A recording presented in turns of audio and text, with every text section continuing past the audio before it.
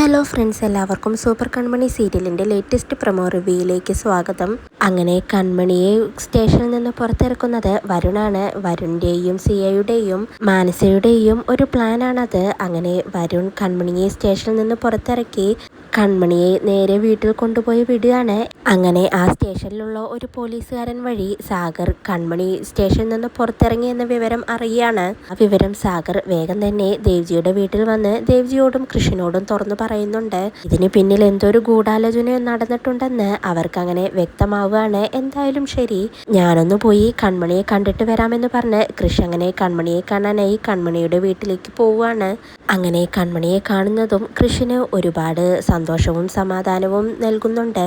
ഒന്നില്ലെങ്കിലും താൻ കാരണമാണല്ലോ കൺമണി ഇങ്ങനെയെല്ലാം അനുഭവിക്കുന്നതെന്ന് കൃഷിന് നല്ല കുറ്റബോധം തോന്നുന്നുണ്ട്. കൃഷി അങ്ങനെ കൺമണിയോട് പറയുന്നുണ്ട്, എന്നെ സ്നേഹിച്ചു പോയതിന് എന്തൊക്കെ ശിക്ഷകളാണ് നിനക്ക് അനുഭവിക്കേണ്ടി വരുന്നത് അല്ലേ എന്നങ്ങനെ ചോദിക്കുമ്പോൾ കൺമണി പറയുന്നുണ്ട്, സ്നേഹിച്ചു പോയതിനാണ് ഈ ശിക്ഷയെങ്കിൽ എനിക്കതിന് സന്തോഷമേ ഉള്ളൂ സാർ, സാറിന് വേണ്ടിയിട്ടല്ലേ എന്ന് കൺമണി അങ്ങനെ പറയുകയാണ്. പിന്നീട് ആൻറ്റിയമ്മ കൺമണിയെ ഫോണിൽ വിളിക്കുന്നുണ്ട്. ആൻറ്റിയമ്മ ഇപ്പോൾ ഓരോ ദിവസവും മനസ്സുരുക്കിക്കൊണ്ടാണ് ജീവിച്ചു പോകുന്നത്.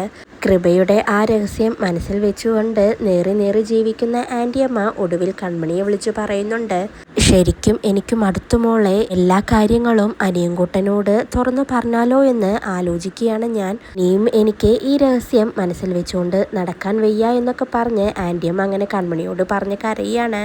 എന്നാൽ കൺമണിയാണെങ്കിൽ ആൻറ്റിയമ്മയെ ആശ്വസിപ്പിക്കുന്നുണ്ട്, വരട്ടെ ആൻറ്റിയമ്മേ, നമുക്ക് എന്തെങ്കിലും വഴി കണ്ടെത്താം, ആൻറ്റിയമ്മ അപ്പോൾ സമാധാനപ്പെടുക എന്ന് പറഞ്ഞ് ആൻറ്റിയമ്മയെ ആശ്വസിപ്പിച്ച് കൺമണി അങ്ങനെ ഫോണ് കട്ട് ചെയ്യുകയാണ്. എന്നാൽ ആൻറ്റിയമ്മ അങ്ങനെ കൺമണിയോട് സംസാരിക്കുന്നതെല്ലാം മറിഞ്ഞു നിന്ന് സുജു അങ്ങനെ കേൾക്കുന്നുണ്ട്. എന്താണ് ആ രഹസ്യമെന്ന് സുജു അറിയുന്ന നിമിഷം എത്തുകയാണ്. ഇതോടെയാണ് ഇന്നത്തെ പ്രൊമോ അവസാനിക്കുന്നത്. നാളെ പുതിയൊരു എപ്പിസോഡുമായി വീണ്ടും കാണാം. Bye, good night.